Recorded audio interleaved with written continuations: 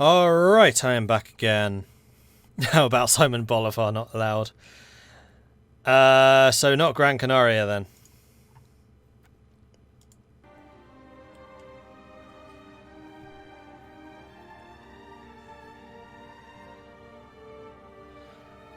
No, Carabas can't attack Hispaniola right now. Sorry, Hispaniola can't attack Carabas because we have a truce. They are still subject to the same truces because otherwise you could have wars which would otherwise be impossible. What were the options? Colombia, Calama, Tearless Heathens, Nuevo Granada. Quite like Nuevo Granada.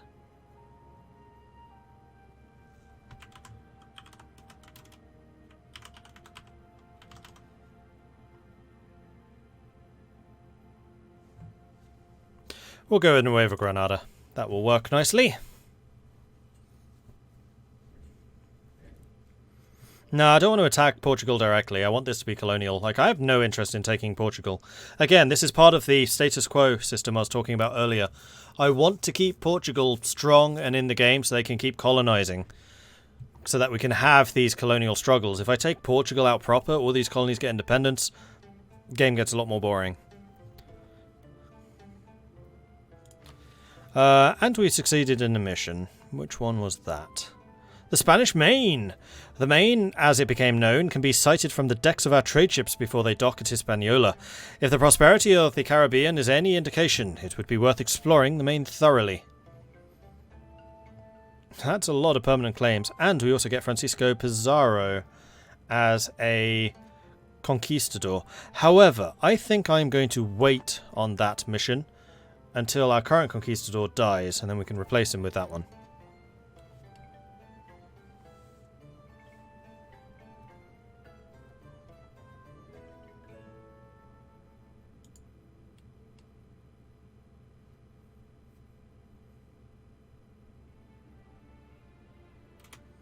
Alright. Natives in Tulangobawang adopt the Sumatran culture. They're gonna love being Castilian. The treatment of the native population in our colonies has become a subject of great debate amongst the Castellan intellectuals. A priest named Bartolomé de las Casas has made himself the spokesman of the natives and demands that we recognise their free will to receive Christ rather than force them into slavery and compelled conversions. The discussions have been going on for some time in the various publications and has now culminated in the great debate being held in Valladolid at the request of Smashed the First. Las Casas' main opponent, Juan Gines de Sepulveda, argues that the natives are naturally disposed towards slavery and that this is the only sure way to get them to stop their barbaric customs of cannibalism and human sacrifice in order to make them convert to the true faith. So, Sepulveda's reasoning: we gain reform progress, we gain tariffs, missionary strength, global settler increase, but tolerance of heathens goes down. A good debate is always valuable in itself. We gain prestige. Or La Casas, we gain reform progress, settler increase goes up, missionary strength goes down, but tolerance of heathens goes up. However, Nueva Granada dislikes us for it.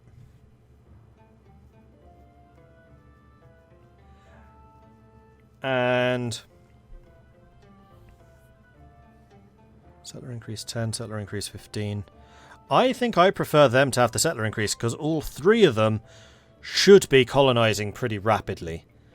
And they shouldn't be worrying about conversions because that shouldn't be a factor. We'll follow La Casas. Plus his opinion there was just a hell of a lot more correct. Right, what else are we doing? Another thing I could also do is improve relations with the colonies, because none of them are particularly positive right now. No, cancel that. We are going to send Nueva Granada 3 ducats a month, just like we do with all the others. And may that last for 100 years. Off you go. And we have another colonist available.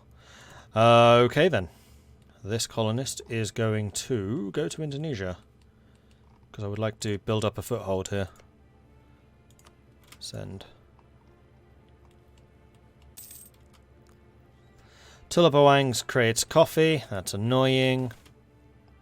Scandal of the court. A scandal has erupted in the royal court. A recent visitor to the court has publicly accused King Smashed of all manner of outrages, all of which he denies. While the nobility are generally perplexed at the situation, the rampant speculation as to whether there is any truth to these allegations is making it hard to get anything done. So bribe an advisor to take the blame, or take the blame and move on. No, I'd much rather bribe somebody. I'm going to wait until next month. Or we'll just do the coffee boom. That works too. Originally a drink largely associated with the Muslim world, coffee has become more and more commonplace even amongst the Christians in Europe. In an increasingly interconnected world, acquiring anything, including coffee, is no longer quite as hard as it once was. As a result, coffee houses are increasingly being established in Europe, and the exotic beans are increasingly in demand. We gain prestige, which basically maxes that out. We gain ducats, and we also get the price of coffee going up. And someone was saying that coffee was a useless product. I mean, it is, but it's just slightly less useless now. And we'll pay that. Okay, good. Right, Katie, yes. So the whole Crownland stuff and all this talks about raising the equilibrium of the... Keep your Crownland over 30 and everyone else under 30. Okay, so the only territory, the estate land that matters is yours. The percentage that they control, irrelevant. Has no bearing. You just need to make sure that you have a minimum of 30% crown land. That is like, it's not a hard rule, it's just something which is good to abide by. The more crown land you have, and I forget what the next threshold is after 30%, does give you bonuses. So it says here crown land no effect, keeping it between 30 and I think 60, or maybe 40, or 50. Might be 30 and 50, has no effect. If you go above a certain threshold, you get bonuses for having such a centralized state, and if you go below 30%, you get some pretty hefty penalties as the estates basically start to run rampant. The percentage owned by the other estates, not really relevant at all, actually. What is important is the loyalty and influence of each of the estates. So instead of this being important, these are important. Equilibrium is the level towards which the loyalty is trending. So loyalty goes between 0 and 100%, obviously, and then the equilibrium is, say, usually it's around 50 or 60, and that means that if it's above, we'll say the equilibrium's 50%. So if it goes above 50%, then it will start to trend down towards 50, and if it's below 50, it will start to trend up towards 50 automatically. Then, of course, you get your regular events, which changes that more forcefully in one direction or the other. Then influence is just a number. It doesn't trend in one direction or another. It's entirely dependent on your interactions with that estate. I believe the more land that they control, the more influence they get as a base. So land share goes up because of the amount of nobility land there is. I don't think there's really a way of giving land to an estate. It's just that when you seize land, you seize some from all of them, and then when you sell titles, you give some to all of them. Yeah. Then the next important thing are the privileges. These are up to 4 privileges that you can assign for every estate. They will generally modify influence in one way or another and prestige in one way or another. And if you want to switch out your privileges, so if you want to remove one, then the loyalty must be higher than the influence. So generally, the more privileges you give out to an estate, the higher the influence, the harder it is to then remove them. So right now, the clergy are incredibly loyal. They have 74% loyalty, and their influence is only 57, which means I can switch these out. However, the nobility, whose loyalty is 58, is lower than the 63, meaning that I can't. These privileges can be pretty powerful, so just to go through what I have at the moment, my clergy are currently giving me lowered clergy loyalty, lowered absolutism, and basically all of these reduce absolutism. So once you hit the age of absolutism and the age of reformation, sorry, the age of absolutism and the age of revolutions, then you probably want to start getting rid of these as your state becomes more important. In the age of discovery and the age of reformation, then the estates are giving you a lot of bonuses. So religious state, the big one that this is giving is the monthly admin power, so we're getting monarch points from this. However, it's costing us equilibrium and absolutism. Clerical Advisory Council is increasing the equilibrium, it's increasing the influence, reducing absolutism, and it's reducing the admin advisor cost minus 25%. So all the admin advisors cost less. New World Museums, equilibrium goes up, influence goes up, absolutism goes down, but it also increases native assimilation by 50%. So I have a 100% assimilation for my colonies. So that's part of the reason I'm going so hard in Africa and in Indonesia, is because I know my assimilation is really good, which means I know that the productivity of these places is going to be crazy. Papal Emissary, this increases equilibrium, increases clergy influence, and also increases the yearly papal influence that we are generating with the Pope, which is that number. However, all of the Curia powers, which are these, will also cost more, and in fact we have over 100. I should probably spend some. Let's grab that and that. Done. Then the nobility, they are giving us primacy of the nobility. This is the same as the clergy one. This is giving us military power at the cost of absolutism and equilibrium. Nobility in the office corps, this is giving them influence, costs us absolutism, and it reduces the cost of generals and gives us army tradition decay. Aristocratic councillors, increases equilibrium, increases influence, reduces absolutism, makes military advisors 25% cheaper, just like the clergy. And then the supremacy over the crown. This is kind of an interesting one.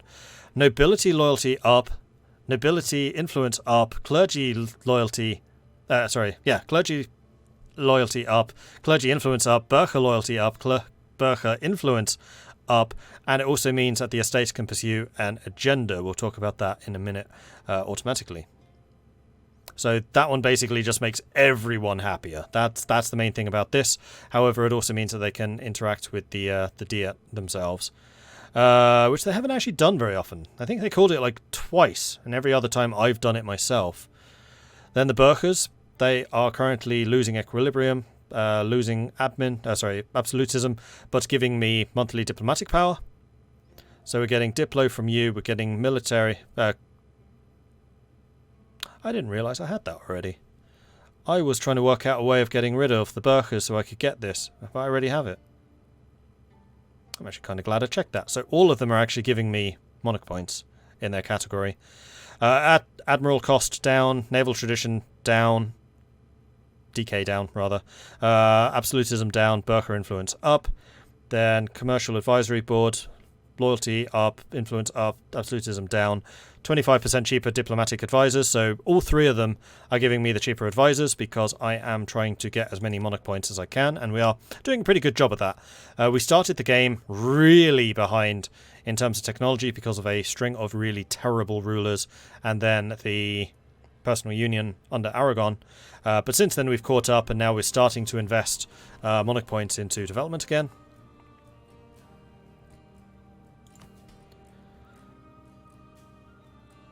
We have the Diplo advisor cost, just like the other two.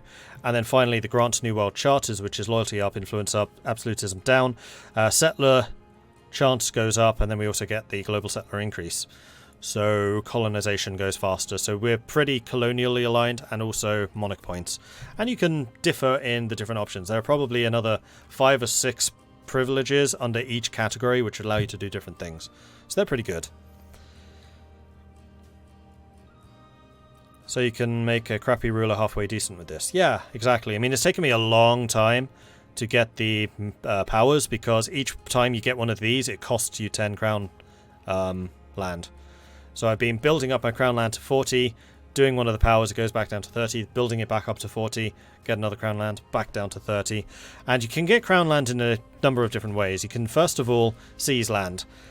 This will lose your states 20 loyalty each. That's not equilibrium, that's just 20 loyalty. So if it goes down below their equilibrium, it will go up again automatically over time.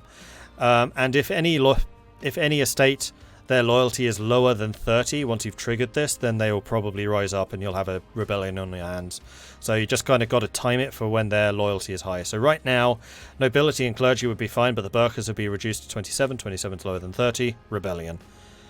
But this is a good way of regaining crown territory. So you get 5 every time you click this. or you can sell titles. So this is a great way of making money very quickly, especially if you have got surplus crown land. So you can sell off 10% of your crown land and earn 1,100 ducats. That's a lot of money. It also makes your estates happier, so it will increase their loyalty if you do this. And then the Diet gives all of them influence, gives all of them loyalty, and you get a list of missions effectively that they want you to do. You do get to choose which one you do, even if you have the automatic agenda choice, which the nobility say. They basically just force the Diet through, and then you need to make your choice. And these missions can range between a whole wide range of different systems. So, for example, they want you to get a certain amount of development in the province. They want you to conquer a province. They want you to build a castle or a church in a province, that type of thing. And then they usually give you a reward if you achieve that. For example, they'll get a bunch of loyalty with that estate. You can get extra development. You can get prestige, cheaper commanders, lots of different things. So right now we have the agenda from the Burghers, which is to get a trade post in the East Indies.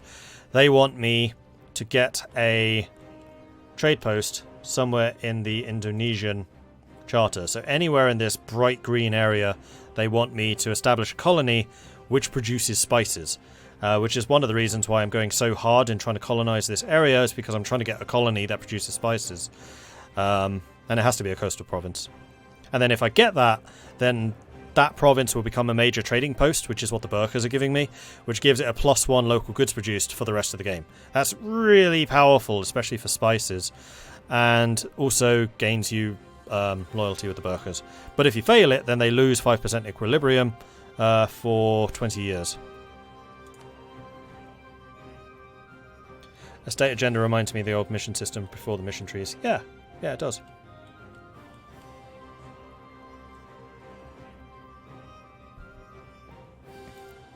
Different people have different approaches to the crown land. For me, I take land every time I can, as long as the estate loyalty won't go below 30.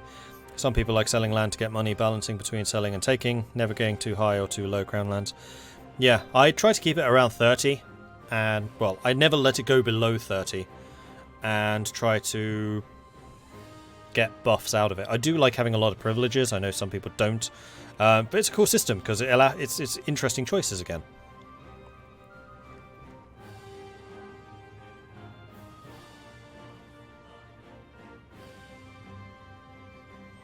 Are they unrealistic, like, say, as Sweden conquer France? Are they more realistic for your country? For the most part, they've been pretty realistic. I've had one which was kind of unrealistic, and I suspect bugged, because the time scale they gave me to do it was like a day. But that's super rare. I've only had that once, and like I said, I think that's a bug. But for the most part, it's like, get a province which is next to a province you already own. So it could be something like, get the Ivory Coast. You already have the Cape Coast, you just need to send a settler here and not have somebody else conquer it. So for the most part, they're pretty reasonable. And you can always choose not to do it. You always have a choice. So if the Burgher one is unreasonable, or if you feel like it's not tenable, then you just go for the nobility or the clergy one instead.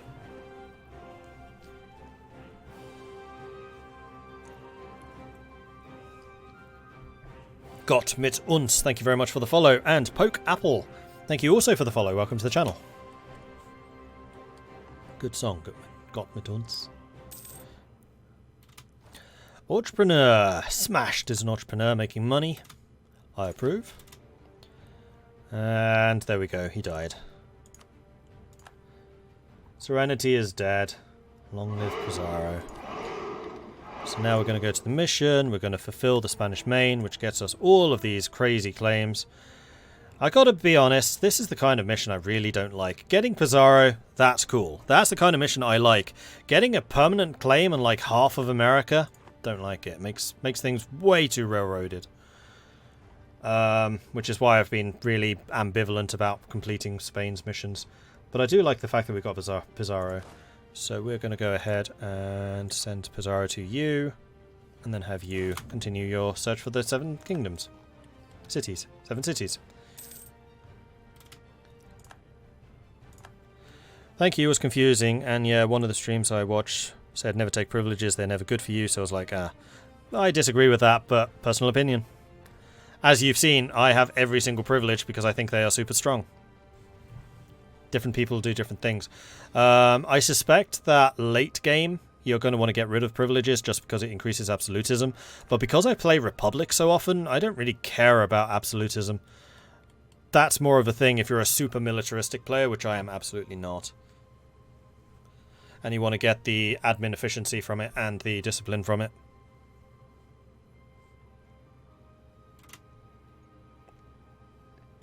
And you can always do what I have here, is you use the estates early on, and then you get rid of them over time. That works too.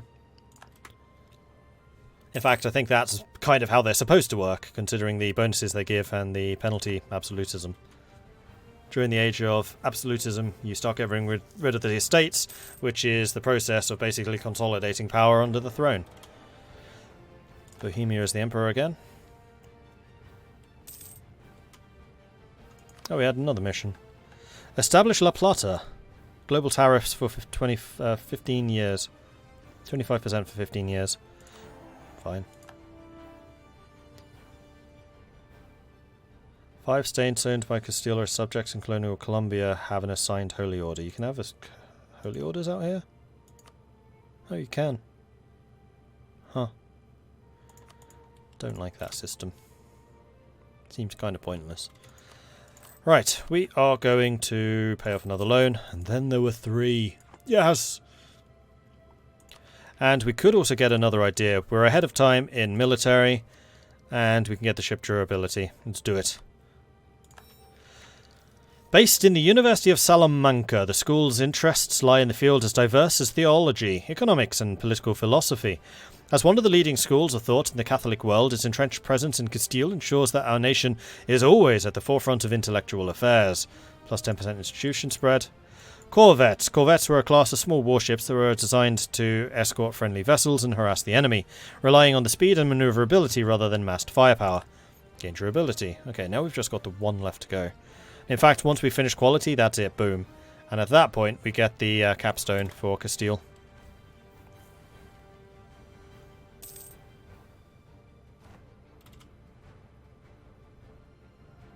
Like all good business transactions, there's a cost-benefit to the privileges you can get. Precisely. I start with Inno, quality, eco, and offensive ideas. It's too overpowered. With 100 crown land, you get 5 bonus discipline. Cool. If you're a military player. With that, your economy is going to be relatively low. I know you've got economic ideas. But no trade. No maritime. Good for me. I mean, it's a good buff. It's a good set of ideas. Don't get me wrong, it is. But I still think I would prefer the privileges with that rather than 5 discipline.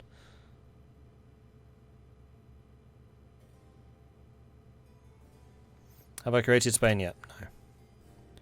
Is it just me as a HRE in need of fixing? Last game was all about U4, including France. Yes. There was a hotfix which stops everyone in the world joining the HRE. And I think I'm playing with that hotfix. Let's just double check this. The telling one is if Italy is gone. Yeah, see, Italy is out of the HRE, they fixed that issue. But there was a known issue where everything was being absorbed into it. But that shouldn't be the case anymore. Born near the borders between the Aztec Empire and the Mayan-speaking Yucatan Peninsula, La Malinche was sold into slavery by her family and eventually given as tribute.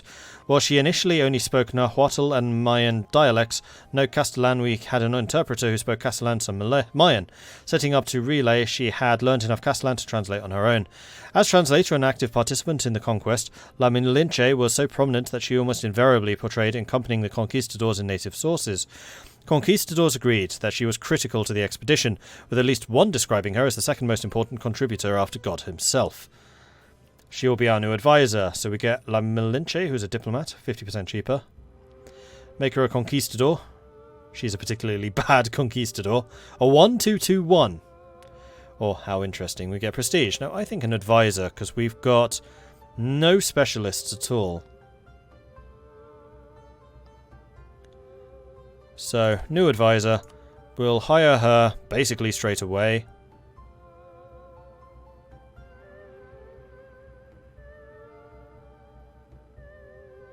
Why is it not showing the costs? Well, she is cheap, I know that. There we go. 25% or 30% cheaper because of various bonuses that my nation has, and then 50% cheaper as well because of her ability. Level 2, costing me only 2 ducats. Lovely.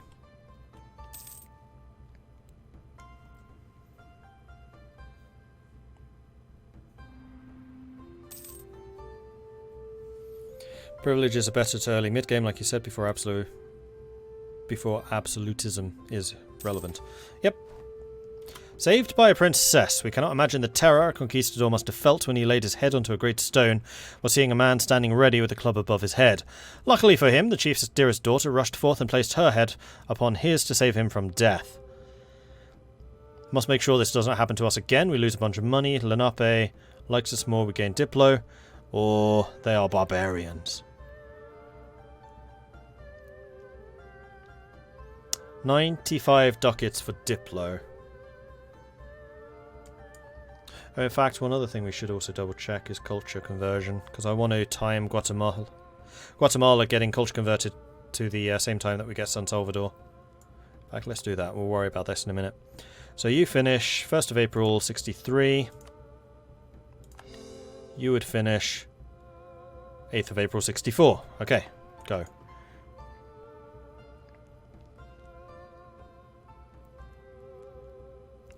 $50 Diplo for 95 ducats. I would say that's pretty decent. And now you're not wrong. Did we lose our royal marriage with anyone? Yes. Bavaria.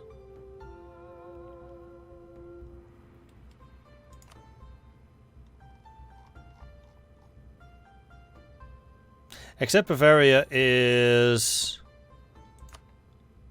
a theology, aren't they? A theocracy. Oh, and they've now switched to Protestant. You barbarians! You heathens! You heretics! They're going to break their alliance with us soon. When they do, we'll ally with somebody else. Whoa, Florence has come out of nowhere. Crikey. Actually, they didn't come out of nowhere. They've just consolidated big time. So Florence could be another potential good ally. Although that's going to be asking... that's asking for trouble. Venice, Florence and Naples all allied to me. Wait, why have I got 2 of these? The Pope decrees that the native peoples of the Americas shall not be made into slaves. The belief that they are lesser brutes incapable of receiving God's grace, he writes, is a vile lie spread by the enemy of the human race itself. Instead, His Holiness insists that, like all ensouled human beings, these people yearn for God's light, and that therefore all the pious princes should make haste to spread the Catholic faith amongst them. So we can enforce their will. Gain papal influence, a lot of it. Opinion. And establish holy orders goes down. Or quiet enslavement, we gain more goods production in our colonies. Enforce the Pope's will. And that gives us enough papal influence for another boon, which is going to be commercial monopoly. Okay.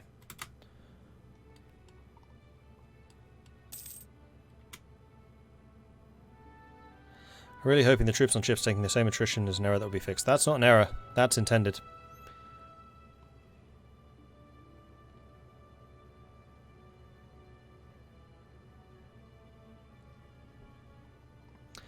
Am I allied with the Commonwealth? I'm not. I suspect we're too far away. I don't think they'll ally.